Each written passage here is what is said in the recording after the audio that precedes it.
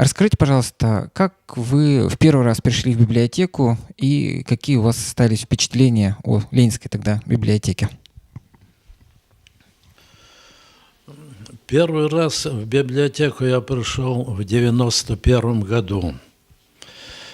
Я интересуюсь иностранными языками.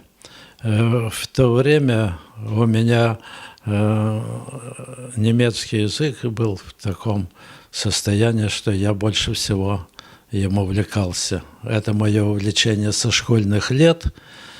Ну и я пришел в иностранный отдел, в отдел иностранной литературы, почитать журналы на этом языке.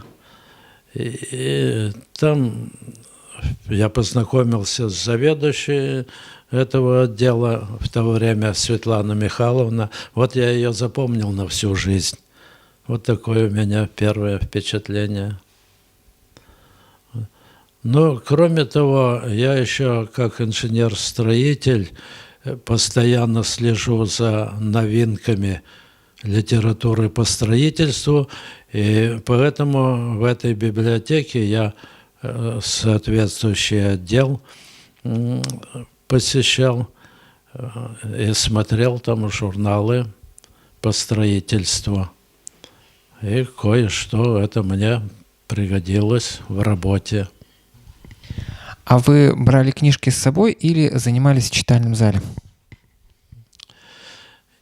Я больше занимался в читальном зале.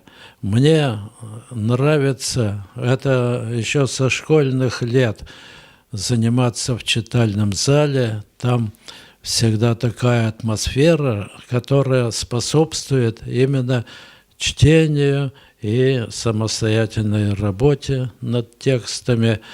Если приходил в библиотеку, то я в читальном зале обязательно засиживался по 2-3 часа.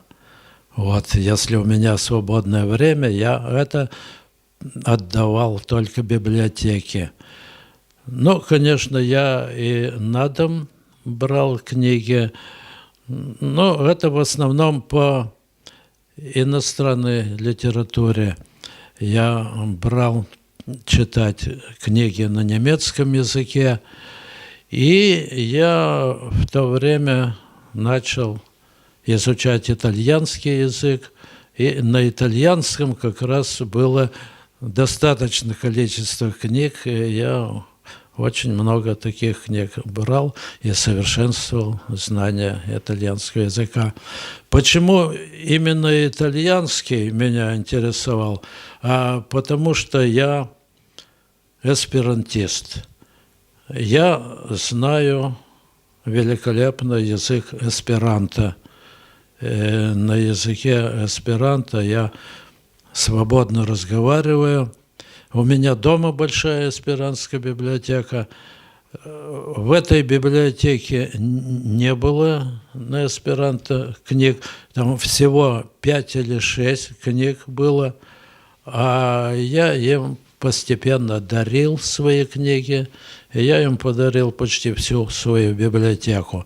Сейчас в отделе иностранной литературы более 100 книг, которые принадлежали мне.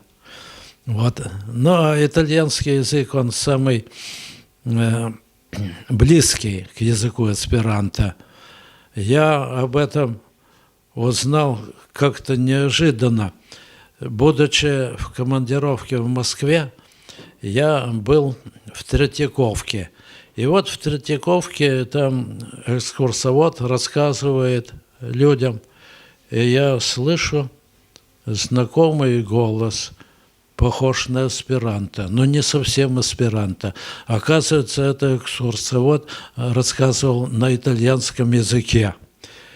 И меня это заинтересовало, потому что я там более чем наполовину понимал эту речь. И поэтому я начал интересоваться итальянским языком, и поэтому у меня, кроме немецкого, еще и итальянский язык есть в запасе. Но я могу сказать, что я еще и другие языки изучаю, но не скажу, что знаю так глубоко, но все-таки на некотором уровне я знаком и с французским языком, и с испанским, и с португальским. Ну, с испанским я тоже неплохо знаком. Я сейчас больше уделяю внимания испанскому. Я перевожу с русского на испанский отдельные тексты. И меня проверяет настоящий испанец, мой друг в Испании. Мы с ним переписываемся.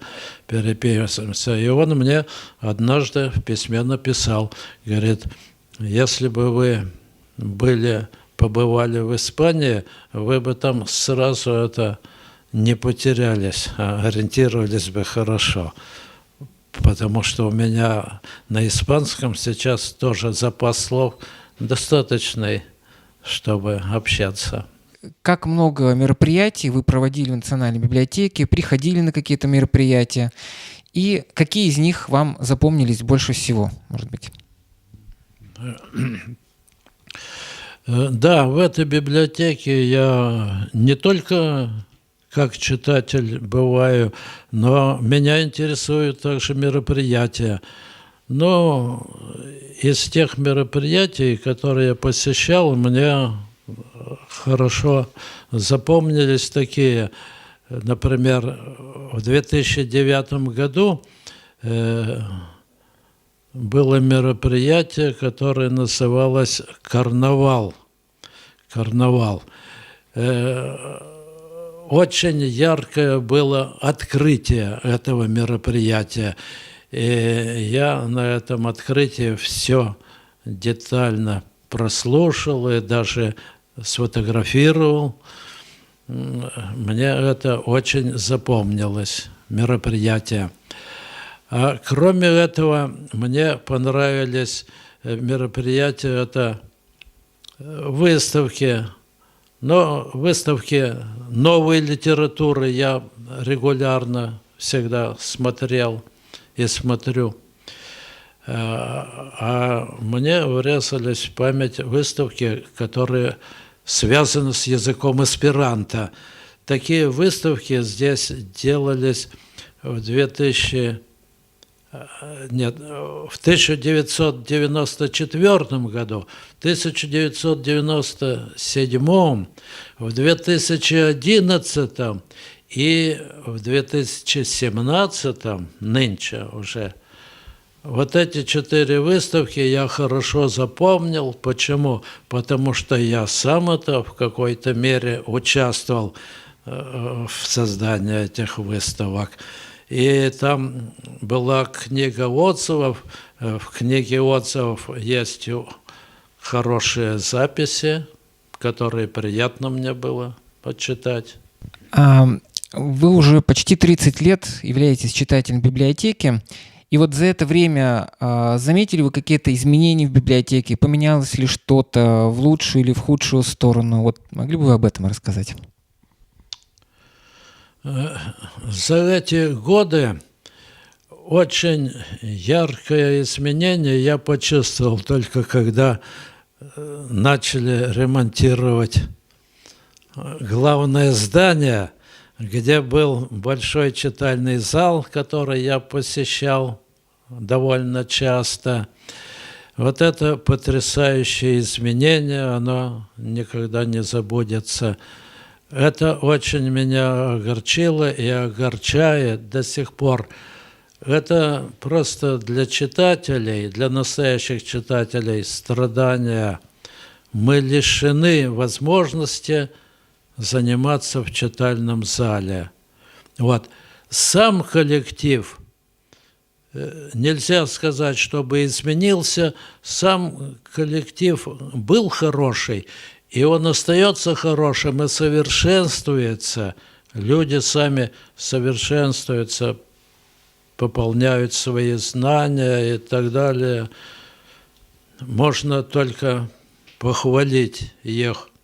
А вот то, что нет условий для нормальной работы библиотеки, это ужасно. Это ужасно. Сейчас нет нормальных условий для работы библиотеки. От этого страдают все сотрудники библиотеки и читатели. Это надо как-то срочно исправлять. Неужели даже к 100-летию библиотеки не будет отремонтировано здание и не будут созданы условия для того, чтобы люди нормально могли здесь работать? Какой след, может быть, оставила в вашей жизни Национальная библиотека? Что самое ценное для вас из взаимодействия с ней? Библиотека, конечно, оставила след в моей жизни, очень заметный, положительный след, потому что я благодаря этой библиотеке узнал и продолжаю узнавать много нового, читая книги, читая журналы, знакомясь со всеми новинками. Это такая вещь, что она обогащает человека всегда. И я только чувствую, что я духовно обогащаюсь. Это заслуга библиотеки и ее работников. Еще я не упоминал вам о том, что я связан с искусством. Я люблю музыку, люблю живопись и вообще искусство. Поэтому отдел искусств я тоже всегда посещал, начиная с первых дней знакомства библиотеки.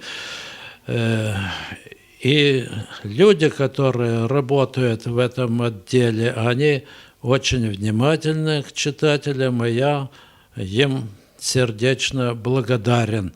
Благодаря этим людям я очень много полезного почерпнул для себя.